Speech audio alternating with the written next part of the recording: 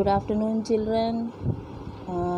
मैं आज पढ़ाने जा रही हूँ क्लास 7 की इंग्लिश ग्रामर का फर्स्ट चैप्टर जो है sentences and there kinds.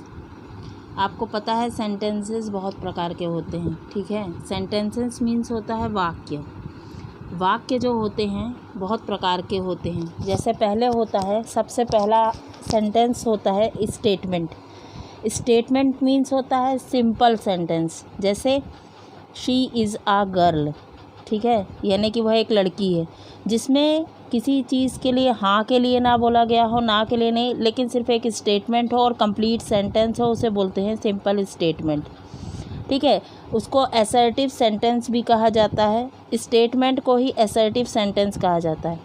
Assertive sentence जो होते हैं वो दो प्रकार के होते हैं, या तो अफर्मेटिव या नेगेटिव, ठीक है। और तीसरा प्रकार होता है इंट्रोगेटिव। इंट्रोगेटिव में हम लोग पूछते हैं क्वेश्चन। नेगेटिव में यदि हम कोई चीज़ नहीं के लिए बोल रहे हैं तो हम उसको नहीं के लिए नॉट का इस्तेमाल करेंगे। और अफर्मेटिव मीन्स सिंपल सेंटेंस, जैसे she is a girl, he is a boy, I live in Rewa, ये सब आपके अफर्मेटिव सेंटेंसेस हैं। तो दूसरा आपका है इंट्रोगेटिव। इंट्रोगेटिव मतलब question, what are you doing, what is your name, where do you live, ये। थर्ड है आपका रिक्वेस्ट, कमांड, ऑर्डर और एडवाइस, ठीक है। इसको हम बहुत हुआ तो जैसे अगर हमको किसी से कुछ मांगना है तो हम ये भी बोल सकते हैं कि please give me your book, या please give me 1 glass of water, ठीक है। फोर्थ होता है विश और प्रेयर, ठीक है। यदि हम किसी के लिए बहुत अच्छी दुआएं रखते हैं तो वो ऑप्टेटिव सेंटेंस में आता है।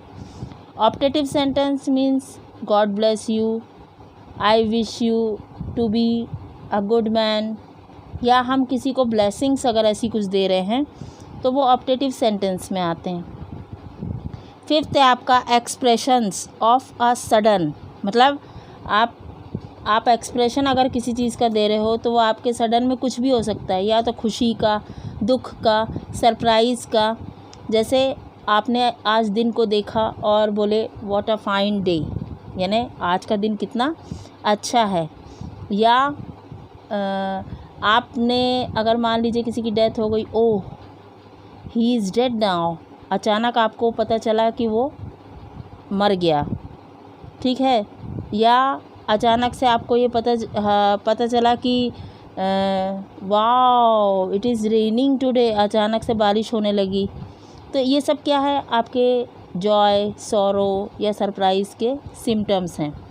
तो ये सेंटेंस आपके इस प्रकार के होते हैं, ठीक है। दूसरा है आपका सेंटेंस में होते हैं फ्रेज और क्लॉज, ठीक है। फ्रेज में होते हैं 6 प्रकार, noun phrase, adjective phrase, adverbial phrase, verbal phrase, conjunctional phrase और प्रीपोजिशनल फ्रेज। इन सब में कुछ कुछ चीज़ें मेनली कॉमन होती हैं, ठीक है। जैसे नाउन फ्रेज में नाउन या किसी जगह का वर्णन या किसी नाम का वर्णन होना बहुत ज़रूरी है। एडजेक्टिव्स में आपका कोई विशेषता बताई जा रही है किसी चीज़ की, कि जैसे अगर क्लॉक स्टिक्स 2 o'clock, यानी क्लॉक जो है वो 2 बजा रही है। एडवर्बल क्लॉज, एडवर्ब के बारे में कहीं कुछ बताया जा रहा है तो एडवर्बल फ्रेज में आता है।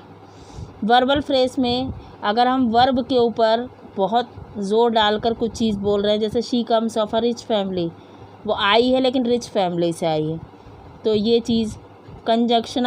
कंजंक्शनल में कुछ भी हो सकता है, यानी 2 सेंटेंसों को जोड़कर एक बनाया गया, वर्क हियर और एज़ यू लाइक, जैसा भी है आपका, ठीक है।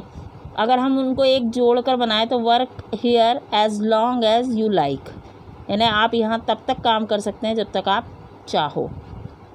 और प्रीपोजिशनल फ्रेज का मतलब होता है कि अगर हम कुछ प्रीपोजिशन का यूज़ कर रहे हैं उसमें फ्रेज में, तो वो होता है प्रीपोजिशनल फ्रेज। प्रीपोजिशन आपको मालूम है, on, in, at, into, under, behind, ये सब चीज़ें प्रीपोजिशनल फ्रेज में होती हैं, ठीक है।